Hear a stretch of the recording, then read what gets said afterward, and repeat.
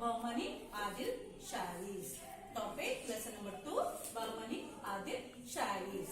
Okay children, in that Bahmani Sultans 1347 to 1527, Tajmuddin Firoz Shah 1397 to 1481, Muhammad Gawan 1463 to 1481, cultural and contributions of Firoz Shah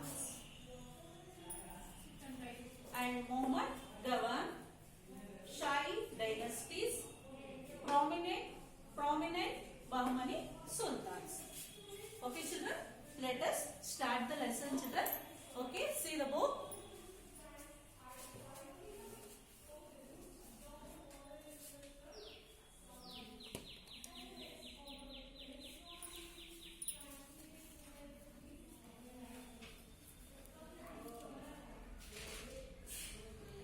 In this lesson, Bahmani Adil Shahi. In the history of Karnataka, Vijayanagara Empire was established in 1336 CE. Later, on 3rd August on 1347 CE, the first Muslim dynasty, Bahmani Empire, came into existence. Alauddin Hasan Gangu Bahman Shah was the founder of this empire. Who was the founder of Bahmani Sultans, Bahmani Adil Shahis? Alauddin Hasan Gangu Bahman Shah was the founder of this empire.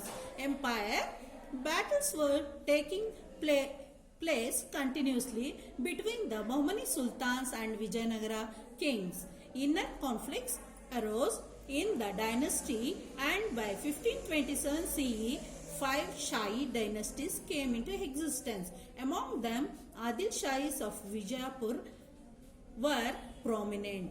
Main achievements of sultanates of this dynasty are discussed in this lesson. In this lesson, we will discuss about Adil Shahis and 5 Shahi dynasties, and also who is the founder of Bahmani Sultans, and so on children. Let us come to the lesson. When Vijayanagara Empire was founded in the northern part of Bahmani Empire, also founded in 1347 CE. Vijayanagara empire ಯಾವಾಗ ನಮಗೆ ಇದು ಆಯ್ತೋ ಸಿಕ್ತೋ ಅವಾಗೆ northern ಪಾರ್ಟಲ್ಲಿ ಕೂಡ Bahmani empire found ಆಯಿತು. ಯಾವಾಗ 1347 it's founder was Alauddin Hasan Gangu Bahman Shah. Bahmani sultans is Alauddin Hasan Gangu Bahman Shah is the founder of this dynasty. Bahman Shah was working in the army of Delhi Sultanate. Bahman Shah was working in the army of Delhi Sultanate. Bahman Shah first he was working in the Delhi Sultan army. Muhammad bin Tughlaq. In Sultan under Muhammad bin Tughlaq in the army he was working. Next come to the Bahmani Sultans 1347 to 1527 CE. Bahmani Sultan had the part of Karnataka, Maharashtra and Andhra Pradesh, Telangana states under its rule. Bahmani states are, which are the Bahmani states? The parts of Karnataka, Maharashtra, Andhra Pradesh, Telangana states under its rule. In the beginning, Kalburgi and later Bidar were their capitals. Bahmani ಸುಲ್ತಾನರ ಆಡಳಿತದ ಕೆಳಗಡೆ ಯಾವ್ದು ಬಂದಿದೆ? Part of Karnataka ಅಂದ್ರೆ ಕರ್ನಾಟಕದ ಕೆಲವು ಭಾಗಗಳು, Maharashtra, Andhra Pradesh, Telangana States ಇದ್ರ ಕೆಳಗಡೆ ರೂಲ್ ಅಲ್ಲಿ ಇದೆ. In the beginning Kalburgi and later Bidar were their capitals. Kalburgi ಮತ್ತು ಆಮೇಲೆ ಬೀದರ್ ಅದರ ಬಹುಮನಿ ಸುಲ್ತಾನ್ಸ್ ಕ್ಯಾಪಿಟಲ್ ಸಿಟಿ, ರಾಜಧಾನಿಯಾಗಿತ್ತು. Bahmani empire was in the northern part of Krishna river. Bahmani empire where it is in the northern part of Krishna river. Krishna ನದಿಯ ಉತ್ತರ ಭಾಗದಲ್ಲಿ ಇದೆ.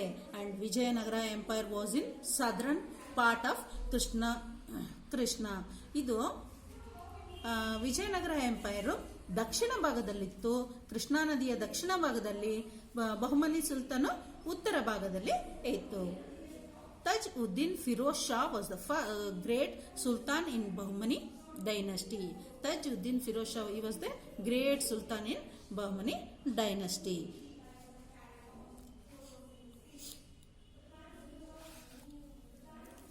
Taj Uddin Firoz Shah in 1397 to 1422 CE. He was liberal, judicious and a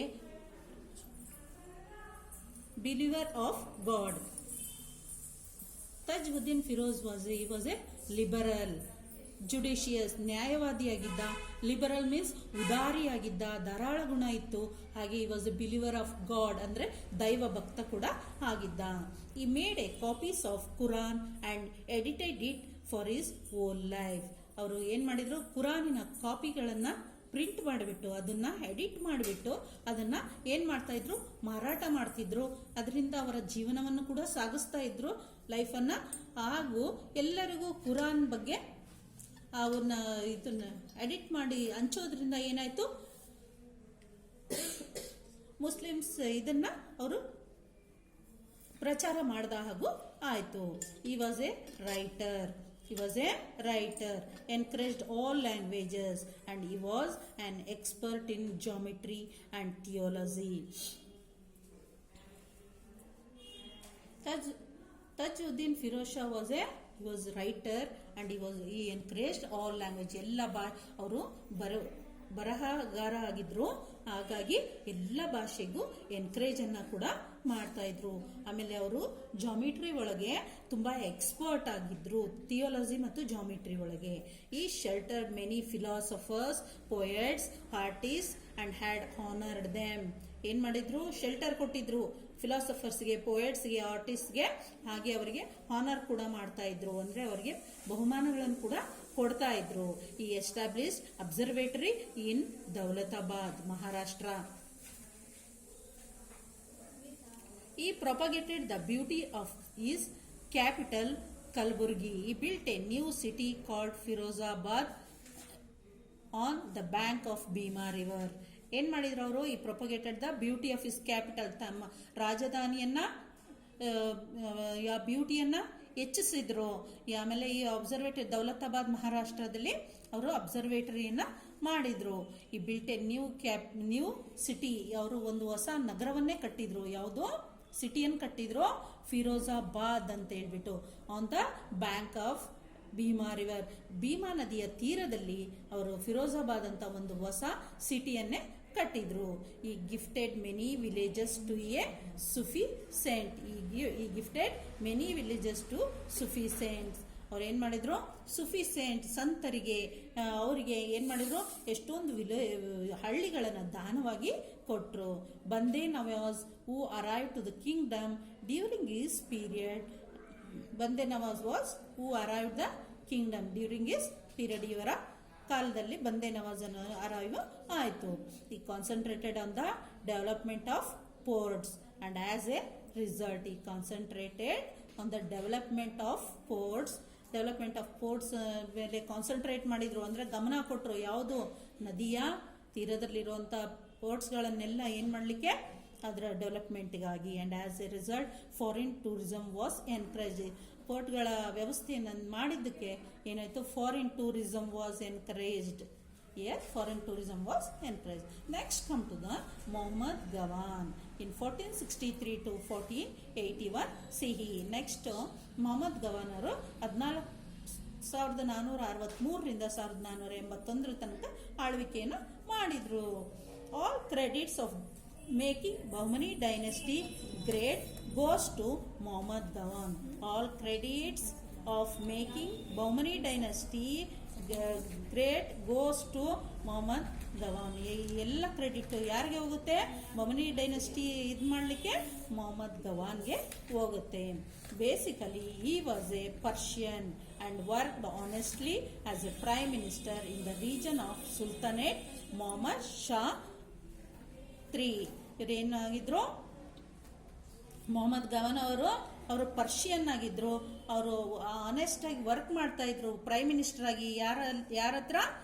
in the region of sultanate Mohammad ಶಾಹರ ಥರ್ಡರ ಹತ್ರ prime minister ಆಗಿ work ಮಾಡಿ ಆಮೇಲೆ ಇಲ್ಲಿ ಅವರು ರಾಜರಾದರು. Next come to prominent Bahmani sultans: Alauddin, Hasan Gangu, Bahman Shah, Firoz Shah, Ahmad Shah and Muhammad Shah III. These are the prominent Bahmani sultans. Okay, children. Next, come to the important factors. Muhammad Gawan captured Hubballi, Belagavi, and Goa from Vijayanagara Empire. Mohammad Gawan ಅವರು ರಾಜರಾದಾಗ ಯಾವ್ದಾವ್ದು capture ಮಾಡಿದ್ರು?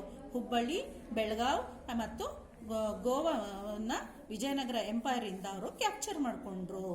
Administration was according to the Islamic law. ಅವರ administration ಹೇಗಿತ್ತು? Islamic law ಪ್ರಕಾರ ನಡೀತಾ ಇತ್ತು. He encouraged revenue and postal services. He encouraged revenue ಮತ್ತು postal service ಅನ್ನ ಎನ್ಕರೇಜ್ ಮಾಡಿದ್ರು.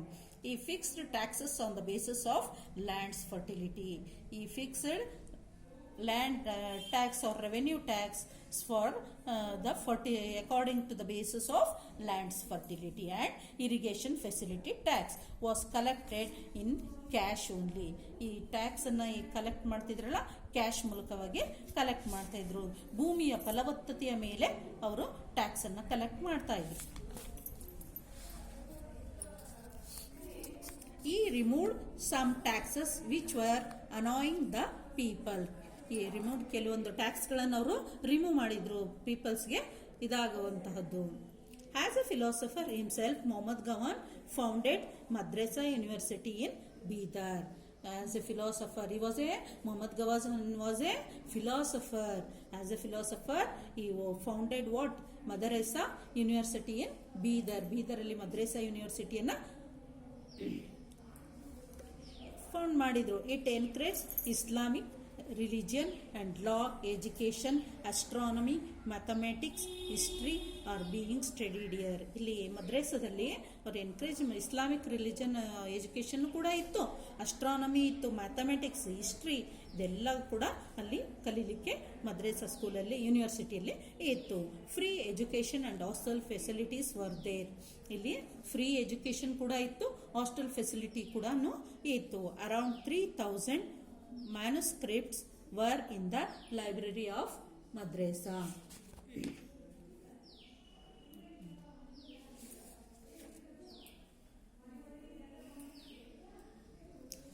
ಏನಿತ್ತಿಲ್ಲಿ 3000 ಮ್ಯಾನುಸ್ಕ್ರಿಪ್ಟ್ಸ್ ಅಂದ್ರೆ ಹಸ್ತಪ್ರತಿಗಳು, ಅಂದ್ರೆ ಪ್ರಿಂಟ್ ಮಾಡಿಸಿರ್ತಾರಲ್ಲ ಅದು ಕೂಡ ಇಲ್ಲಿ ಇತ್ತು. Mohammed contributed a lot in making the Bahmani kingdom great. Muhammad contributed a lot making the Bahmani kingdom great. Bahmani Kingdom great ಆಗಲಿ ಅಂತ ತುಂಬ ಕಾಂಟ್ರಿಬ್ಯೂಟ್ ಮಾಡಿದ್ರು ಮೊಹಮ್ಮದ್ ಅವರು. Regional leaders var jealousy of his fame. ಹಾಗೆ ಅಲ್ಲಿರುವಂಥ ರೀಜನಲ್ ಲೀಡರ್ಸ್ ಇವ್ರ ಬಗ್ಗೆ ಏನು ಮಾಡಿದ್ರು? ಹೊಟ್ಟೆ ಕಿಚ್ಚು ಪಡ್ತಾ ಇದ್ರು. And conspired to have him murdered, and they conspired to have him to murder. On the Gawan's tomb it is written that innocent Gawan was killed. ಏನು ಮಾಡಿದ್ರು? ಇವನು ಇಷ್ಟೊಂದು ಇಂಪ್ರೂವ್ ಆಗ್ತಿರೋದನ್ನು ನೋಡಿ ಕೆಲವು ರೀಜನಲ್ ಅಲ್ಲಿ ಸುತ್ತ ಇರುವಂಥ ರೀಜನಲ್ ಲೀಡರ್ಸ್ ಅವ್ರ ಬಗ್ಗೆ ಜಲಸಿಯಾಗಿ ಅವರನ್ನು ಏನು ಮಾಡಿದ್ರು? ಮೊಹಮ್ಮದ್ ಗವಾನನ್ನ ಮರ್ಡರ್ ಮಾಡಿದ್ರು, ಕೊಲೆ ಮಾಡಿದ್ರು. ಅದಕ್ಕೆ ಅವರ ಟೂಮ್ ಮೇಲೆ ಏನಂತ ಬರೆದಿದ್ದಾರೆ? Innocent Gawan was called. He was very very innocent and he was A well administrator. So it has written on his tomb, he was A innocent Gawan was killed. Yes children, today I'll stop this lesson till here. Tomorrow I'll continue the lesson. Homework is there. Today's homework: who was the founder of Bahmani dynasty? Who was Muhammad Gawan? Where is Shahrukh Mosque located? Where is Shahrukh Mosque? Okay children, write 2 turns question and answer. Thank you.